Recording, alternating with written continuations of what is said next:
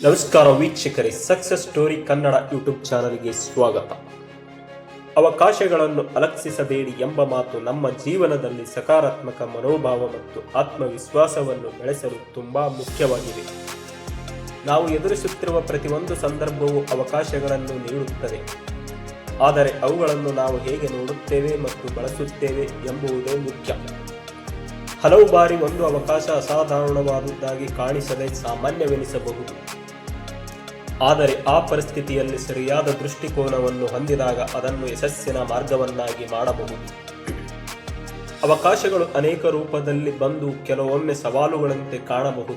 ಈ ರೀತಿಯ ಸವಾಲುಗಳನ್ನು ಸ್ವೀಕರಿಸಿ ಅದರಲ್ಲಿರುವ ಅವಕಾಶಗಳನ್ನು ಗುರುತಿಸುವುದು ನಮ್ಮ ಜೀವನವನ್ನು ರೂಪಿಸುವ ಪ್ರಮುಖ ಭಾಗವಾಗಿದೆ.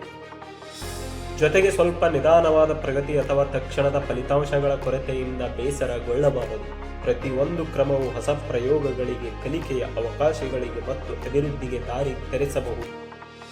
ಅಂತಿಮವಾಗಿ, ಜೀವನದಲ್ಲಿ ಸಿಕ್ಕಿರುವ ಅವಕಾಶಗಳನ್ನು ಅಲಕ್ಷಿಸದೆ ಸಕಾರಾತ್ಮಕ ಮನೋಭಾವದಿಂದ ಸ್ವೀಕರಿಸಿದಾಗ ಮಾತ್ರ ನಾವು ನಮ್ಮ ಸಂಪೂರ್ಣ ಸಾಮರ್ಥ್ಯವನ್ನು ನನಸು ಮಾಡಬಹುದು.